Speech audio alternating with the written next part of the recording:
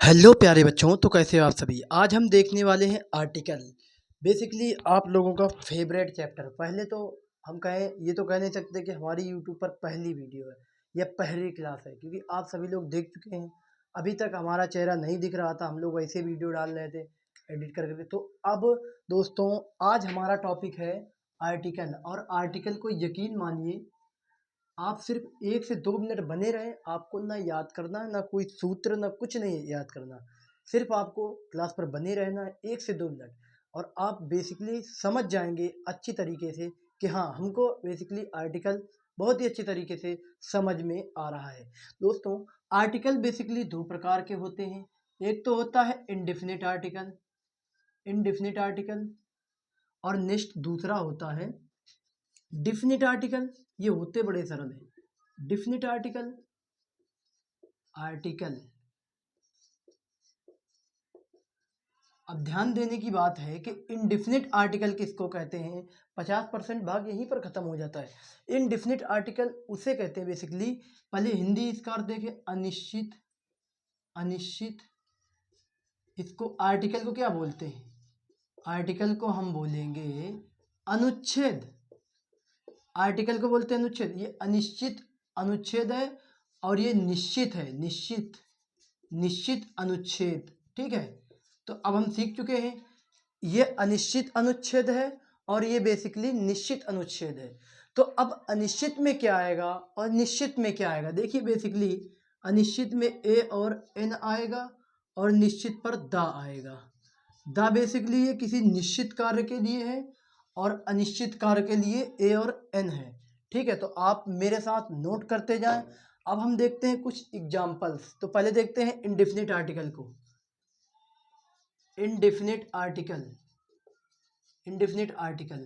ठीक है, और बेसिकली हमको ना ही स्वर की गणना नहीं करना कि जैसे ए, ई, आई, यहाँ दिख नहीं रहा होगा basically, A, E, I, O, you. तो इनको हमको इन पर फोकस नहीं करना। अगर इन पर फोकस करोगे तो आर्टिकल हमारे चुटकियों में नहीं, गलत हो जाएंगे, तुरंत गलत हो जाएंगे। तो अब हमको ध्वनि देखना है इसकी। इंडेफिनिट ट्रिक लिखिए, एक वचन के साथ होता है। ये एक वचन के साथ ही आता है, 100% ये एक वचन के साथ आता है। अब यहाँ पर हम देखेंगे, एक वचन ना प्लूरल ना होना चाहिए, सिंगुलर होना चाहिए। ठीक है, मेन चीज यहाँ पर ए और एन आते हैं। क्या आते हैं? ए और एन। ए का प्रयोग तो कह रहे का से ज्ञा तक, का से ज्ञा तक के शब्द आए। ए का प्रयोग का से ज्ञा तक में आए। अब मैं जैसे कहूँ, यहाँ पर एन का प्रयोग छोटा आ से लेकर के आहा तक के शब्द। अब जैसे हम यहाँ पर कहें एप्पल, APPLE हमने कहा, यहाँ पर तो एप्पल, तो एप्पल में लिख के देखेंगे एप्पल, तो ये छोटा आ बड़ा आ के अंक है कि नहीं, यहाँ पर छोटा आ बड़ा ए आता है कि नहीं, तो यहाँ पर हो जाएगा बेसिकली एन। अब इसी प्रकार से अगर हम यहाँ पर कहते वन, 1 रुपीस, 1 रुपीस, तो केवल हमको पहला साउंड देखना है। पहला साउंड यहाँ पर है वन, तो वन ऐसे लिखते हैं कि नहीं, वन। तो वन में वाव वकील आया कि नहीं, तो ये का से क्या तक में आता है, तो हम यहाँ पर ए लगाएंगे। ऐसे दुनिया भर के आप क्वेश्चन कर सकते हैं, दुनिया भर के एग्जाम्पल कर सकते हैं, हर एग्जाम के कर सकते हैं। कोई भी कम्पिटेटिव, कोई भी स्कूल लेवल का हो, आप ये कर सकते हैं, आसानी पूर्वक करेंगे भाई साहब। मैं कहूँ यहाँ पर ऑरेंज, ORANGE, ऑरेंज। ऑरेंज में ऐसे लिखते हैं कि नहीं, बस पहले ही साउंड ऑरेंज, तो ये छोटा से आ तक वाले में तो यहाँ पर एन लगा देंगे। अब मैं कहूँ यहाँ पर बनाना, बनाना, बनाना में क्या आया, बाबकड़ी आया कि नहीं आया, तो ये का से ज्ञा तक में, तो यहाँ पर ए आया। तो भाई साहब, आप इंडेफिनिट आर्टिकल को अच्छी तरह समझ चुके होंगे। अब हम बेसिकली चलते हैं निश्चित आर्टिकल में। ठीक है, इसको नोट कर लें। निश्चित आर्टिकल को देखते हैं, डिफिनिट आर्टिकल, और आपको समझ में भी आ रहा होगा। ठीक है, अब हम देखते हैं डिफिनिट आर्टिकल। डिफिनिट आर्टिकल, अब डिफिनिट आर्टिकल में क्या आएगा, डिफिनिट आर्टिकल की भी ट्रिक है। ठीक है, आर्टिकल, डिफिनिट आर्टिकल की, इसको बोलते हैं निश्चित, निश्चित अनुच्छेद। ये मैं बार बार इसलिए लिख रहा हूँ, आपको याद हो जाना चाहिए। डिफिनिट, निश्चित, कोई काम निश्चित हो, अगर कोई काम निश्चित है वहाँ पर दा लगाएंगे, और दा हमेशा ये तो बहुवचन के साथ, बहुवचन व प्लस एक वचन, ये दोनों के साथ आता है। ध्यान रखना इस बात को, बहुत बड़ी बात है।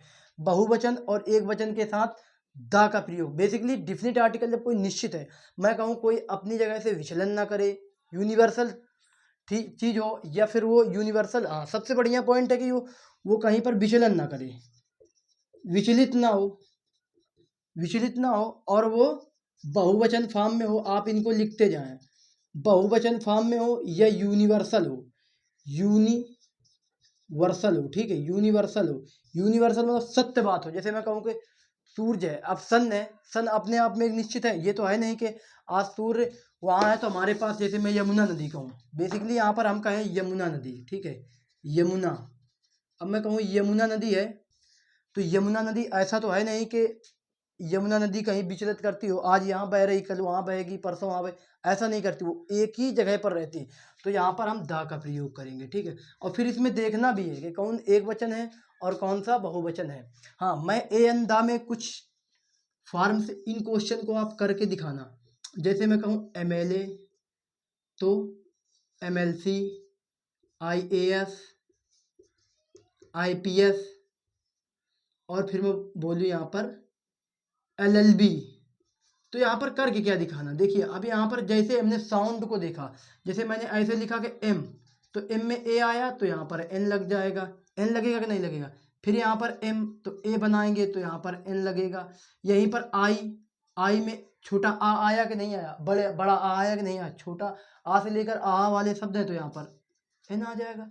LLB में LLB पहला ही, आपको केवल पहला लिखना है। अगर आपको हिंदी भी जरा भी लिखनी आती तो आप आर्टिकल कर सकते हैं। देखिए धुआंधार तरीके से हो रहे हैं। तो ये थे हमारे सीरीज। अब हम इसी प्रकार से डिफिनिट को देखेंगे। अब मैं कहूँ यमुना, यहाँ पर कहूँ सन, तो क्या सन में दा आएगा? आपको बिल्कुल दा आएगा, क्योंकि वो अपनी जगह रहता है।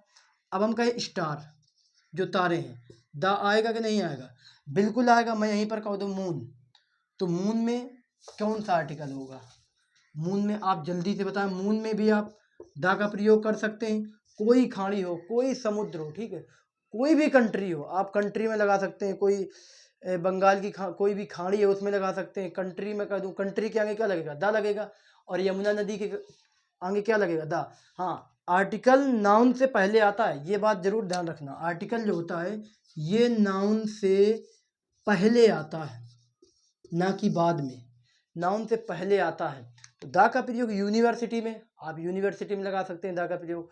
कोई धर्म हो, कोई धर्म ग्रंथ हो, ठीक है, कोई भी मतलब पवित्र चीज हो, कोई भी बुक हो, हम कहें द होली बुक, कोई पवित्र चीज हो, कोई भी खाड़ी हो, कोई भी दिशा हो, चाहे सूरज की बात करें या फिर चारों दिशाओं की बात करें, पूरब पश्चिम उत्तर दक्षिण, या इनकी भी बात कर सकते हैं।